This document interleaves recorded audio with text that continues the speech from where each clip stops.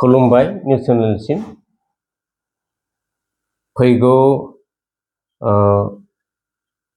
9 आरो 10 मार्चआव बड' पिपल्स पार्टीनि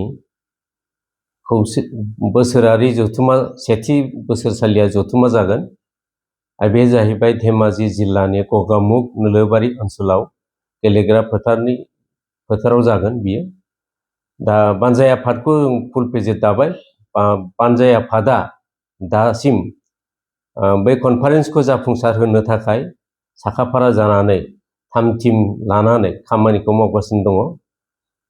बे कनफारेन्सआव जोङो पिपिपिनि जिल्ला जोङो 20 जिल्लानिफ्राय नुजाफैनो हागोन। 20 जिल्लानिफ्राय जोङो मोनसे जिल्लायाव आरो मोनसे विंसआव पेरेन्ट बडि, वमेन बडि आरो इयुथ बडिनिफ्राय जोङो 100 लानानै जोङो बे कनफारेन्सखौ खुंगोन आरो गासै जोङो खमावबो 2000 थान्दैखौ लानानै खुंगोन आरो अपेन सेसन जागोन 10 मार्चआव। बहाय जोङो सानदों 10,000निफ्राय 15,000सिम जोङो रायजो राजाफोरखौ लानानै खुंगोन आरो बे अपेन सेसनाव मानिजाथाव बिटिसिनि चिफ हाग्रामा महिलारि बिथांखौ जोङो गाहाय आलासि महरै हांख्रायदों।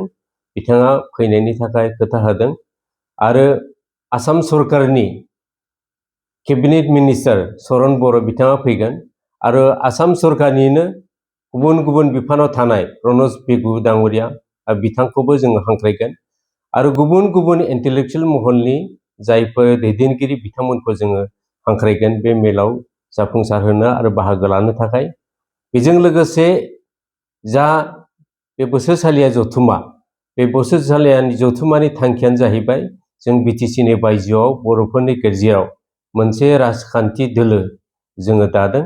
बे दोलोखौ जोंनि मावफारि थांखि आरो बिथांखिखौ जोङो सावरायगोन आरो जों बोरै आवगायलांगोन, बे बर' पिपल्स पार्टिया जों बोरैहाय आवगायलांनो हागोन, फैगौ समफ्राव जोङो बर' कसारि वर्ल्ड अट'नमास काउन्सिलाव जोङो बाहागो लागोन, बेफोरनि थाखाय जोङो बोरै थाम थिम जानांगौ बेफोरखौ सावरायगोन।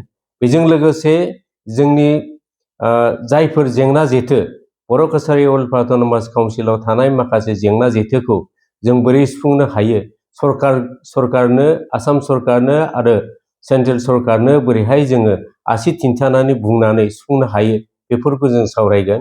दा गोबां जोंहा जेंना दं। बर' कसारि वर्ल्ड अट'नमास काउन्सिल थांनाय 2021 मायथाइनि 17 फेब्रुवारियाव दानाय जादोंमोन। दिनैसिम बोसोरबा बारलांबाय। बर' कसारि वर्ल्ड अट'नमास काउन्सिलाव नियम बादियै दा गामि सोसननायनि थाखाय, समस्ति दानायनि थाखाय, भटार लिस्ट थि खालामनायनि थाखाय बेखौ बिबानाव दंमोन बर' कसारि वर्ल्ड अट'नमास काउन्सिलनि दैदेनगिरि बिथांमोना। दिनैसिम जों नुनो मोनबाय बोसोरबा बारलांबाय, बोसोरबा बारसेयावबो बिथांमोना जेबो खामानि मावनायखौ जों नुवाखिसै। बेनिखायनो जोङो बिटिसिनि बायजोआव बे राजखान्थि दोलोआ जोङो साखाफारा जागोन, बोरै आवगायलांनांगौ आरो सरकारजों सावरायनानै जोङो बर' कसारि वर्ल्ड अट'नमास काउन्सिलखौ थाबैनो काउन्सिलाव बिसायख'थि खुंनांगौ आरो बिसायख'थि खुंनानै जाहाथे गोख्रों आरो मोनसे मोजां सरकार दानो हायो, बिनि थाखाय जोङो सावरायगोन। बेजों लोगोसे जोङो गोबां जेंना जेथो दङ बर'नि हारिनि गेजेराव, जोंनि बर'नि राव हारिमु थुनलाइ जौगानाय आरो राजखान्थि बिथिङाव जोङो बर'फ्रा सांग्रांथि नङा।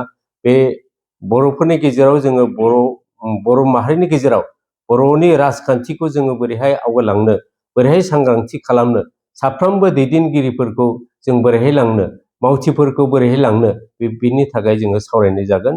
आरो जों सानदों बे मोनसे मेहेरगोनां मेल जागोन आरो बे मेहेरगोनां बे कनफारेन्सनि गेजेरजोंनो जोङो आवगायलांनो हागोन, बेखौ जोङो सानदों।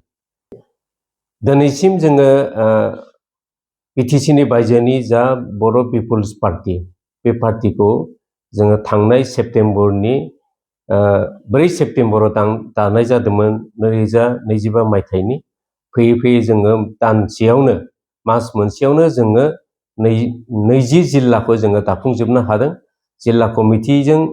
जिल्ला कमिटिफोराव जोङो पेरेन्ट बडि, वमेन बडि, इयुथफोरखौबो जोङो दाफुंनो हादों।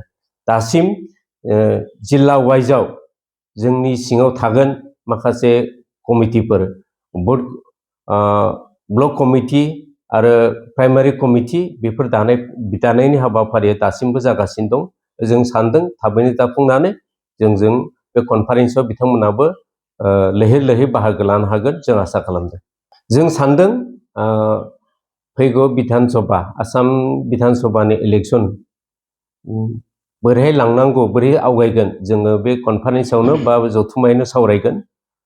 रायजोफोरनि मदद आरो हेफाजाबजों जुदि जोङो बिसायख'थियाव बाहागो लानोबा जोङो बोरै आवगायगोन जोङो रायजो राजाफोरनिफ्राय एबा डेलिगेट्सनिफ्राय जोङो कमेन्ट लानानै जों आवगायलांगोन। मानोना होनबा राजखान्थि दोलोखौ आवगायलांनोबा जोङो साफ्रोमबो रायजो राजा मदद आरो हेफाजाब नांगोन साफ्रोमनिबो आरो दैदेनगिरिफोरनिबो ग्रासरुट लेभेलसिम जोङो सापर्ट मोननांगोन होनबासो जों आवगायलांनो हागोन। बेनिखायनो जों बे कनफारेन्सआवनो जों गुवारैनो सावरायगोन जों बोरै आवगायलांगोन। गोजोन्थों।